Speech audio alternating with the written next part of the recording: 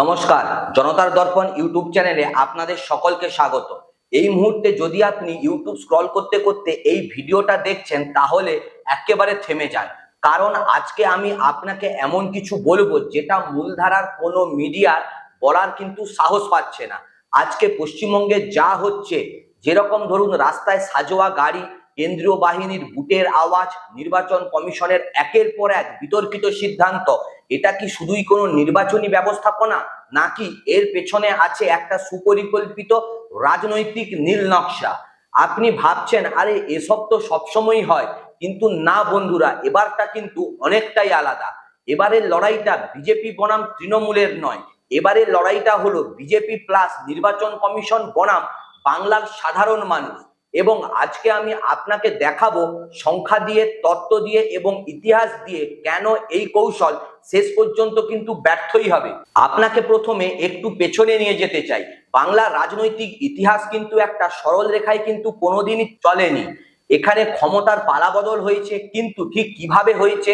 ভয় দেখিয়ে কিন্তু নয়, মানুষের মন জয় করেই হয়েছে। 1977 সালের কথাটা মনে আছে? সেই জরুরি অবস্থার পরবর্তী নির্বাচন। কংগ্রেস ভেবেছিল রাষ্ট্রীয় শক্তি দিয়ে বিরোধীদের দমন করলেই ক্ষমতায় থাকা যাবে। বাংলার মানুষ সেদিন ঠিক কি করেছিল? ব্যালট বক্সে এমন জবাব দিয়েছিল যে কংগ্রেস সরকার ধুলোয় মিশে গিয়েছিল। 2011 সালের কথাও কিন্তু ভুলিনি। বামফ্রন্ট 34টি বছর কিন্তু ক্ষমতায় পশ্চিমবঙ্গে ছিল। তাদের সাংগঠনিক শক্তি, পার্টির নেটওয়ার্ক সবই কিন্তু সক্ষত ছিল, কিন্তু সাধারণ মানুষের মন ছিলই না। ফলাফল কি হয়েছিল তা ইতিহাস কিন্তু সাক্ষী আছে। তাহলে বিজেপি কি এই ইতিহাস থেকে শিক্ষা নিয়েছে? মনে হচ্ছে তো একেবারেই না, কারণ তারা বেছে নিয়েছে সেই একই পুরনো পথ, ভয় দেখানোর রাজনীতি। এখন প্রশ্ন হলো, বাংলার মানুষ কি ভয় পাওয়ার মানুষ? আসুন একটু ভাবি। এই বাংলার মাটিতে জন্ম নিয়েছিলেন ক্ষুদিরাম বসু। মাত্র 18 বছর বয়সে ফাঁসির দড়ি কিন্তু হাসি মুখে তিনি আলিঙ্গন করেছিলেন। এই মাটিতেই বঙ্কিমচন্দ্র চট্টোপাধ্যায় লিখেছিলেন বন্দে মাতরম গান। আর এই মাটিতেই সুভাষচন্দ্র বসু বলেছিলেন, তোমরা আমাকে রক্ত দাও, আমি তোমাদের স্বাধীনতা দেব। এই মানুষগুলো কি ভয় পেয়েছিল ব্রিটিশ সাম্রাজ্যের বন্দুকের সামনে? একেবারেই নয় বন্ধুরা। তাহলে আজকের বাংলার সাধারণ মানুষ কেন ভয় পাবে এই সমস্ত সাজোয়া গাড়ির সামনে? বাঙালির রক্তে আছে প্রতিরোধের ইতিহাস। সেই ইতিহাস কেউ মুছে দিতে আজ পর্যন্ত পারেনি, আর ভবিষ্যতেও কিন্তু মুছে দিতে পারবেন না। কিন্তু আবেগ দিয়ে শুধু ভালো বক্তৃতা দেওয়া যায়, নির্বাচন কিন্তু জেতা যায় না। তাই আসুন এবার আসল কথাটাই বলি। পশ্চিমবঙ্গের এবারের নির্বাচন ঘিরে মূলত তিনটি প্রশ্ন সবচেয়ে বেশি কিন্তু আলোচিত হচ্ছে। নাম্বার 1, নির্বাচন কমিশন কি সত্যিই নিরপেক্ষ ভূমিকা পালন করছে? নাম্বার 2, কেন্দ্রীয় বাহিনীর উপস্থিতি কি ভোটারদের সাহায্য করছে নাকি ভয় দেখাচ্ছে? নাম্বার 3, ভোটের শতাংশ কি সত্যিই ফলাফল নির্ধারণ করতে পারে? এই তিনটি প্রশ্নের উত্তর আমি আজকে এক এক করে দেব, তথ্য দিয়ে এবং বিশ্লেষণ দিয়ে। ভারতের সংবিধান নির্বাচন কমিশনকে দিয়েছে একটা পবিত্র দায়িত্ব, নিরপেক্ষ নির্বাচন পরিচালনা করার। টি.এন. সেশনের কথা মনে আছে নিশ্চয়ই সবার। 1990-এর দশকে তিনি নির্বাচন কমিশনকে পরিণত করেছিলেন একটি ইস্পাতদৃঢ় প্রতিষ্ঠানে। রাজনৈতিক দলগুলো তাকে ভয় পেত, কারণ তিনি সবার জন্য একই নিয়ম কিন্তু প্রয়োগ করতেন। সরকার যেই থাকুক, নিয়মের বাইরে কাউকেই কিন্তু ছাড় দেওয়া হয়নি। কিন্তু বন্ধুরা, আজকের নির্বাচন কমিশন কি সেই ঐতিহ্যটাকে বজায় রাখতে পারছে? আমি কিছু প্রশ্ন আপনাদেরকে সরাসরি করতে চাই। প্রথম প্রশ্ন হচ্ছে, কেন পশ্চিমবঙ্গের নির্বাচন একাধিক দফায় ভাগ করা হচ্ছে? অন্য রাজ্য যেখানে কম দফায় নির্বাচন হচ্ছে সেখানে কি হিংসা বেশি? কেন বাংলাকেই সবসময় বিশেষ নজরদারির আওতায় রাখা হয়? এই প্রশ্নের উত্তর যখন খুঁজতে যাই তখন কিন্তু একটা উত্তরই বারবার সামনে আসে। বেশি দফায় নির্বাচন মানেই কিন্তু বেশি দিন কেন্দ্রীয় বাহিনীর উপস্থিতি, আর বেশি দিন কেন্দ্রীয় বাহিনীর উপস্থিতি মানে রাজ্য সরকারের প্রশাসনিক ক্ষমতা আরো বেশি দিন ধরেই সীমিত থাকে। রাজ্য সরকারের ক্ষমতা সীমিত হলে কার সুবিধা হয়? যে দল কেন্দ্রে আছে তারই সুবিধা হয়। দ্বিতীয় প্রশ্ন, আচরণবিধি প্রয়োগে কেন অসামঞ্জস্য দেখা যাচ্ছে? আমরা দেখছি যে একদিকে তৃণমূলের বিরুদ্ধে অভিযোগ পেলেই তৎক্ষণাৎ ব্যবস্থা নেওয়া হচ্ছে, অন্যদিকে আবার বিজেপি নেতাদের বিতর্কিত বক্তব্যের পরেও কমিশন কিন্তু নীরব থাকছে। এটাকে কি নিরপেক্ষতা বলা যায়? আমি নির্বাচন কমিশনকে দোষারোপ করছি না, আমি প্রশ্ন করছি, কারণ গণতন্ত্রে প্রশ্ন করা আমার স্বাধীন অধিকার। আপনার অধিকার প্রত্যেক নাগরিকের অধিকার। তৃতীয় প্রশ্ন, ভোটের সময়সূচি নির্ধারণে কেন রাজ্য সরকারের পরামর্শ নেওয়াই হলো না? বিভিন্ন রাজ্যে স্থানীয় উৎসব, কৃষি মৌসুম এইগুলো কিন্তু বিবেচনায় রেখে নির্বাচনের তারিখ ঠিক করা হয়। বাংলার ক্ষেত্রে সেই বিবেচনা ঠিক কতটুকুই হয়েছে? এখন কেউ কেউ বলবেন আপনি তো তৃণমূলের পক্ষেই কথা বলছেন। একদমই নয়, আমি বাংলার সাধারণ মানুষের পক্ষে কথা বলছি। কারণ নির্বাচন কমিশন যদি সত্যিই নিরপেক্ষ না হয়, তাহলে ক্ষতিটা কার? তৃণমূলের না বিজেপির? নাকি ক্ষতিটা সেই গরিব চাষির যে ভোরবেলা উঠে ভোট দিতে যায়? ক্ষতি সেই বয়স্ক মহিলার যে বছরের পর বছর ধরে ভোটকে মনে করেন তার সবচেয়ে বড় অধিকার? গণতন্ত্রের ক্ষতি হলে সবার ক্ষতি। এবার আসি সবচেয়ে বিতর্কিত প্রসঙ্গে, কেন্দ্রীয় বাহিনীর প্রসঙ্গে। কাগজে কলমে তাদের কাজ হলো নিরপেক্ষভাবে নির্বাচনের পরিবেশ রক্ষা করা, ভোটারদের নিরাপত্তা নিশ্চিত করা, কোনো দলের পক্ষে বা বিপক্ষে না গিয়ে শুধুই আইন শৃঙ্খলা বজায় রাখা। এটাই হচ্ছে তত্ত্ব। কিন্তু মাঠের বাস্তবতা কি? আমার কাছে এমন সব খবর আসছে বিভিন্ন এলাকা থেকে, যেখানে কেন্দ্রীয় বাহিনীর কিছু সদস্য স্থানীয় বিজেপি কর্মীদের সাথে মিশে গিয়ে কাজ করছে বলে অভিযোগ পর্যন্ত উঠছে। এই অভিযোগগুলো কি একেবারে সত্যি, নাকি রাজনৈতিক উদ্দেশ্য প্রণোদিত? আমি জোর দিয়ে বলবো যে একেবারেই না, যে সব কেন্দ্রীয় বাহিনী পক্ষপাতদুষ্ট। কারণ তারাও ভারতীয় নাগরিক, তারাও এই দেশের মাটির সন্তান। তাদের মধ্যে অনেকেই কিন্তু সৎভাবে কাজ করছেন, কিন্তু সাংগঠনিকভাবে যদি তাদের এমন ভাবে মোতায়েন করা হয় যেখানে তারা একটি বিশেষ দলের সুবিধার জন্য কাজ করছে, তাহলেই সমস্যা। এবার আসি সাজোয়া গাড়ি প্রসঙ্গে।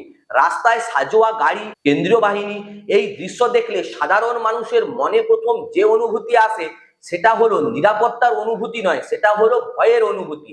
একজন সাধারণ গ্রামবাসী যার জীবনে কোনো রাজনীতি নেই, শুধু সংসার আছে, সে যদি ভোট দিতে বের হওয়ার আগে রাস্তায় সাজোয়া গাড়ি দেখে, তাহলে তার মনে ঠিক কি পরিস্থিতি তৈরি হবে?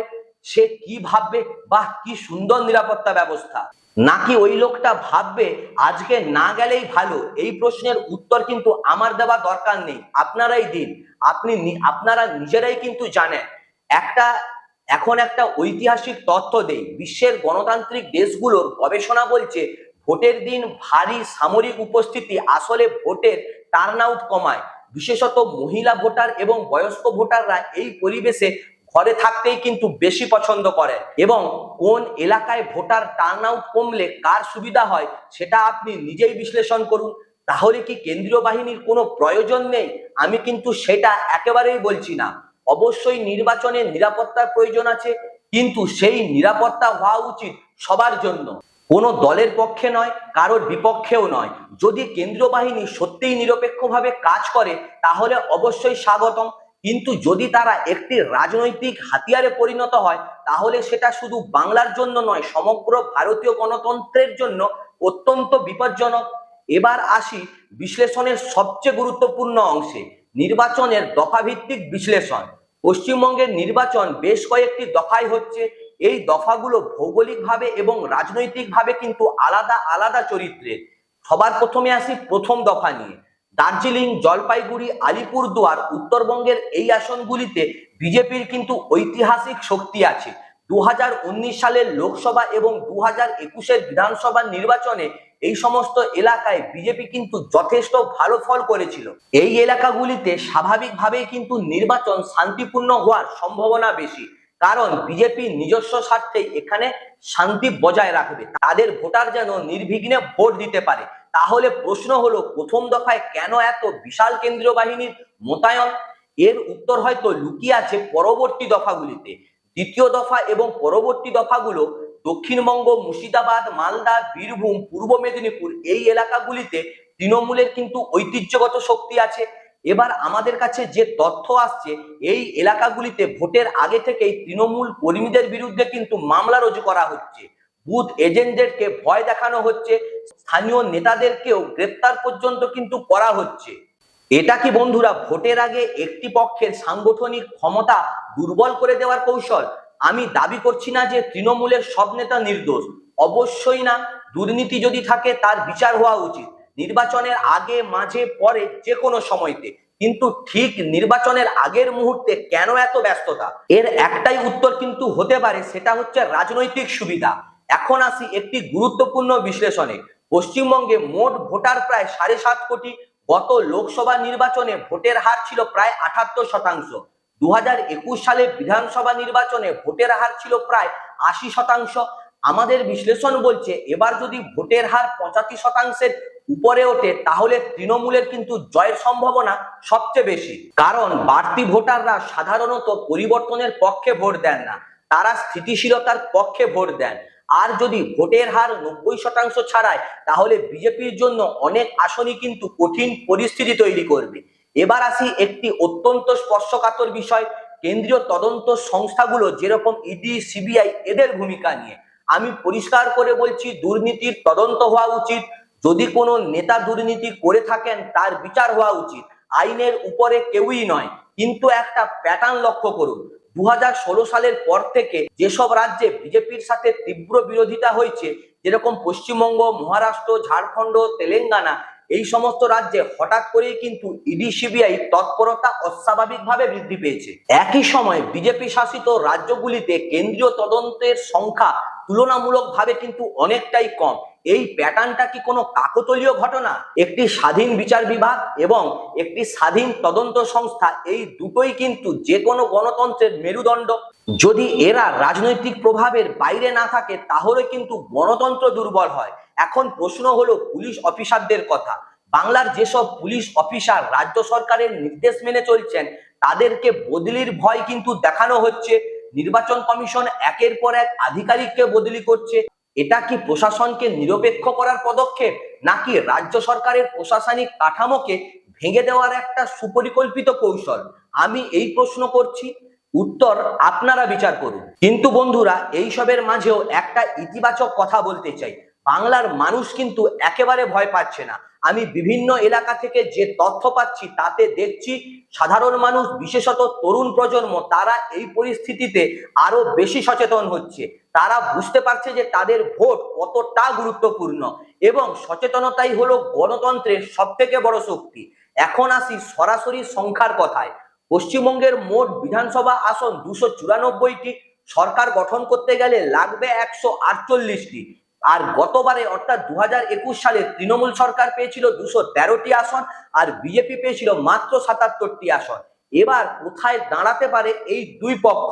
আমাদের বিশ্লেষণ বলছে বিজেপির পক্ষে যাওয়ার কারণগুলো হতে পারে: নাম্বার 1, কেন্দ্রীয় শক্তি সমর্থন; নাম্বার 2, উত্তরবঙ্গের শক্তিশালী উপস্থিতি; নাম্বার 3, জঙ্গলমহলের কিছু কিছু অংশে অনুপ্রবেশ; নাম্বার 4, হিন্দু ভোটের মেরুকরণের চেষ্টা।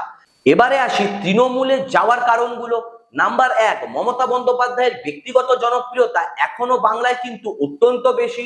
নাম্বার 2, কল্যাণমূলক প্রকল্প যেরকম লক্ষ্মীর ভান্ডার, স্বাস্থ্যসাথী সরাসরি মানুষের কাছে পৌঁছেছে। নাম্বার 3, মহিলা ভোটারদের মধ্যে তৃণমূলের সমর্থন উল্লেখযোগ্যভাবে কিন্তু বৃদ্ধি পেয়েছে। নাম্বার 4, মুসলিম ভোটাররা তৃণমূলের সাথে থাকবেন বলেই কিন্তু এখনো পর্যন্ত মনে করা হচ্ছে। পশ্চিমবঙ্গে মুসলিম ভোটারের সংখ্যা প্রায় 27%, মহিলা ভোটারের সংখ্যা প্রায় 49%। এই দুই গোষ্ঠীর একটা বড় অংশ যদি তৃণমূলের পক্ষে ঐক্যবদ্ধভাবে ভোট দেয় তাহলে কিন্তু সমীকরণটা খুবই স্পষ্ট। এখন আসি প্রথম দফা বনাম দ্বিতীয় দফার একটা তুলনায়। প্রথম দফার আসনগুলিতে বিজেপি যদি ভালো ফল করেও, ধরা যাক 15 থেকে 20টি আসন পায়, তাহলে তারা 50-এর কোটায় থাকবে। কিন্তু দ্বিতীয় দফা থেকে যত এগোবেন দক্ষিণবঙ্গের দিকে ততই কিন্তু তৃণমূলের শক্তি বৃদ্ধির এলাকা শুরু হবে। আমাদের হিসাব বলছে যদি ভোটের হার স্বাভাবিকভাবে অর্থাৎ 80 থেকে 85% হয় তাহলে বিজেপির আসন সংখ্যা 50 থেকে 70%-এর মধ্যে থাকতে পারে। কিন্তু যদি কোনো কারণে ভোটের হার 70%-এর নিচে নেমে যায় এবং সেটা যদি তৃণমূলের শক্তিশালী এলাকায় হয় তাহলে কিন্তু বিজেপি অনেকটাই বেশি অক্সিজেন এবারের নির্বাচনে পেয়ে যাবে। এবং বন্ধুরা, এখানেই এবার আসি সেই নীল নকশার কথা। আমাদের কাছে বিভিন্ন সূত্র থেকে যে তথ্য আসছে সেটা কিন্তু যথেষ্ট উদ্বেগজনক। দ্বিতীয় দফার ভোটের আগে কিছু কিছু এলাকায় পরিকল্পিতভাবে তৃণমূলের বুথ কমিটিগুলোকে দুর্বল করার চেষ্টা করা হচ্ছে বলে অভিযোগ পাওয়া যাচ্ছে। বুথ এজেন্টদেরকে ভয় দেখানো হচ্ছে। নির্বাচনের দিন সকালে যদি তৃণমূলের বুথ এজেন্টরা না থাকেন তাহলে বুথ ক্যাপচার হওয়ার সম্ভাবনা কিন্তু অনেকটাই বেশি থাকবে। বিভিন্ন এলাকায় রাতের বেলা তৃণমূল কর্মীদের বাড়িতে হুমকি দেওয়া হচ্ছে বলেও কিন্তু খবর আসছে। এই তথ্যগুলো শুনে আপনার হয়তো মনে হবে যে তাহলে কি সব শেষ? একদমই নয় বন্ধুরা, কারণ যে জিনিসটা এই নীল নকশার বিরুদ্ধে দাঁড়াতে পারে সেটা হলো মানুষের সংখ্যা। যদি ভোটার টার্ন আউট বেশি হয় তাহলে তৃণমূল কিন্তু একক সংখ্যাগরিষ্ঠতা নিয়ে বিশাল অংশে আসন্ন নির্বাচনে জয়ী হবে। কারণ বন্ধুরা, এত বিশাল সংখ্যক ভোটারকে অর্থাৎ ভোটকে ম্যানিপুলেট করা কিন্তু প্রায় অসম্ভব। তাই এবারের নির্বাচনের সবচেয়ে বড় হাতিয়ার হলো ভোটার টার্ন আউট। এখন আমি সরাসরি কথা বলবো আপনার সাথে। আপনি যদি বাংলার ভোটার হন তাহলে এই কথাগুলো মনোযোগ দিয়ে শুনেন। কেউ হয়তো আপনাকে ভয় দেখাবে, বলবে এই এলাকায় ভোট দিতে গেলে বিপদ আছে, কেন্দ্রীয় বাহিনী আছে, ঝামেলা হবে। এই কথাগুলো কিন্তু একেবারেই শুনবেন না, কারণ ভোট হলো আপনার সাংবিধানিক অধিকার। এই অধিকার আপনার থেকে কেউ কেড়ে নিতে পারবে না। এই অধিকার আপনাকে দিয়েছে ভারতের সংবিধান, যে সংবিধান তৈরিতে বাঙালির অবদান অবিস্মরণীয়। আপনি কি মনে করেন, যেই মানুষগুলো আমাদের স্বাধীনতার জন্য প্রাণ দিয়েছিল তারা কি চাইতো যে আমরা ভয় পেয়ে ঘরে বসে থাকবো? ক্ষুদিরাম কি ভয় পেয়েছিলেন? সুভাষচন্দ্র কি ভয় পেয়েছিলেন? নেতাজির আজাদ হিন্দ ফৌজের সৈন্যরা কি ভয় পেয়েছিলেন? আপনার একটা ভোট, মাত্র একটা ভোট সেই সংগ্রামের ধারাবাহিকতাকে বজায় রাখতে পারে। কিন্তু ভোট দেওয়াই শুধু যথেষ্ট নয়। আপনি যদি তৃণমূলের সমর্থক হন, ভোট দিন। আপনি যদি বিজেপির সমর্থক হন তাহলেও ভোট দিন। আপনি যদি বাম বা কংগ্রেসের সমর্থক হন তাহলেও ভোট দিন, কিন্তু ভোটটা আপনি দিন। ভয় পেয়ে দয়া করে ঘরে বসে থাকবেন না, কারণ ভোট না দেওয়াটা আসলে একটা ভোট, সেটা হলো অগণতান্ত্রিক শক্তির পক্ষে ভোট। আর যারা তৃণমূল কর্মী বা সমর্থক আছেন তাদের কাছে একটাই কথা, এই মুহূর্তে যদি ভয় লাগে তাহলে মনে রাখুন 1977 সালে জরুরি অবস্থার সময় কংগ্রেস ভেবেছিল ভয় দেখিয়ে মানুষকে দমন করা যাবে। বাংলার মানুষ কিন্তু সেদিন ভয় পায়নি। 2011 সালে বামফ্রন্ট তাদের 34 বছরের সংগঠনকে ভরসা করেছিল, কিন্তু মানুষের মন পরিবর্তন হয়ে গিয়েছিল। ব্যালট বক্সে মানুষ তার জবাব দিয়েছিল। এবারও মানুষ জমা দিবে। এবার একটু বিজেপির দৃষ্টিকোণ থেকে কথা বলি। বিজেপির কৌশলগুলো কি কি? না, প্রথম কৌশল হলো ধর্মীয় মেরুকরণ, হিন্দু মুসলিম বিভাজন তৈরি করে ভোটকে খাঁচা। এটা কি বাংলায় কাজ করবে? আমার মত হলো আংশিকভাবে কাজ করবে। উত্তরবঙ্গের কিছু এলাকায় এই কৌশল কিন্তু কিছুটা কাজ করছে, কিন্তু দক্ষিণবঙ্গের বাংলাভাষী হিন্দু ভোটারদের একটা বড় অংশ এখনো কিন্তু পরিচয়গতভাবে বাঙালি, যা ধর্মের আগে। এই বাঙালি পরিচিতি বিজেপির মেরুকরণকে কিন্তু অনেকটাই সীমিত করে। দ্বিতীয় কৌশল হলো উন্নয়নের প্রতিশ্রুতি। বিজেপি বলছে কেন্দ্রে তারা থাকলে বাংলায় বেশি বরাদ্দ দেবে, কিন্তু বাংলার মানুষ জানে গত 10 বছরে কেন্দ্রীয় প্রকল্পে বাংলার প্রাপ্য কতটুকু পেয়েছে। এই প্রশ্নটা বিজেপির জন্য যথেষ্ট অস্বস্তিকর। আর তৃতীয় কৌশল কি? না, তৃতীয় কৌশল হচ্ছে অ্যান্টি ইনকামবেন্সি। তৃণমূল দীর্ঘদিন ক্ষমতায়, স্বাভাবিকভাবেই কিছু ক্ষোভ জমেছে, কিছু দুর্নীতির অভিযোগ উঠেছে। এই ক্ষোভকে ভোটে রূপান্তরিত করতে পারলে কিন্তু বিজেপি অনেকটাই সুবিধা পাবে। কিন্তু প্রশ্ন হলো, বিকল্প হিসেবে বিজেপিকে কি মানুষ আদৌ বিশ্বাস করছে? আমাদের মাঠের তথ্য বলছে একটা বড় অংশের মানুষ তৃণমূলের উপর বিরক্ত, কিন্তু বিজেপিকেও বিশ্বাস করছে না। এই মানুষগুলো তাহলে কি করবেন? এরা হয়তো ভোট দেবে না, যেটা আসলে কারুর জন্যই ভালো না, অথবা এরা ভোট দেবে কিন্তু তৃণমূলকেই দেবে, যেটা কম ক্ষতিকর। এই লিজার ইভিল ভোটিং এর প্যাটার্ন কিন্তু বাংলায় নতুন নয়। এবারও এটা দেখা যাওয়ার সম্ভাবনা অনেকটাই আছে। এই দীর্ঘ আলোচনা শেষে আমি কি বলতে চাই, 5টি মূল পয়েন্ট আপনাদেরকে বলতে চাই। নাম্বার 1, নির্বাচনে বিজেপির সবচেয়ে বড় সমস্যা হলো তারা মানুষের হৃদয় পৌঁছতে পারেনি। রাষ্ট্রীয় শক্তি দিয়ে ক্ষমতায় আসা যায়, কিন্তু শাসন করা যায় না। এই পার্থক্যটা বিজেপির বোঝা উচিত ছিল। নাম্বার 2, নির্বাচন কমিশনের ভূমিকা নিয়ে যে প্রশ্নগুলো উঠছে সেগুলো শুধু বাংলার নয়, সমগ্র ভারতীয় গণতন্ত্রের প্রশ্ন। একটি নিরপেক্ষ নির্বাচন কমিশন ছাড়া গণতন্ত্র কিন্তু টিকতে পারে না। নাম্বার 3, ভোটের টার্ন আউট হবে এই নির্বাচনের সবচেয়ে বড় নির্ধারক। যদি মানুষ ভয় পেয়ে ঘরে থাকে সেটাই হবে অগণতান্ত্রিক শক্তির জয়। যদি মানুষ বের হয়ে ভোট দেয় তবে হবে গণতন্ত্রের জয়। নাম্বার 4, দিল্লিতে বসে বাংলার মানুষের মনের কথা বোঝা সম্ভবই নয়। সারা বছর মানুষের পাশে না থেকে শুধু নির্বাচনের সময় প্রতিশ্রুতি দিয়ে কিন্তু বাংলা জয় হয় না। এটা সত্যিই বিজেপিকে বুঝতে হবে। ইতিহাস বলছে বাংলার মানুষ কখনোই ভয় পায়নি। ব্রিটিশের বিরুদ্ধে লড়েছে, জরুরি অবস্থার বিরুদ্ধেও কিন্তু রুখে দাঁড়িয়েছে, আর এবারেও কিন্তু রুখে দাঁড়াবেই। আজকের এই দীর্ঘ আলোচনায় আমি চেষ্টা করেছি আপনাকে তথ্য দিতে, বিশ্লেষণ দিতে এবং সিদ্ধান্ত নেওয়ার ক্ষমতা দিতে। কারণ শেষ পর্যন্ত গণতন্ত্রের সিদ্ধান্ত নেন আপনি, আমি নই, নির্বাচন কমিশন নয়, কেন্দ্রীয় বাহিনী নয়, বিজেপি নয়, তৃণমূলও নয়। আপনার হাতের সেই একটা ভোট, সেটাই কিন্তু গণতন্ত্রের সবচেয়ে বড় শক্তি। সেই শক্তিকে সম্মান করুন, ব্যবহার করুন এবং মনে রাখুন, ভয় পেয়ে যে ভোট দেননি সেটার হিসেব কিন্তু ইতিহাস একদিন চাইবে। দেখা হচ্ছে নেক্সট ভিডিওতে। ভালো থাকবেন। ভিডিওটি ভালো লাগলে অবশ্যই লাইক, কমেন্ট, শেয়ার এবং চ্যানেলটিকে সাবস্ক্রাইব করবেন।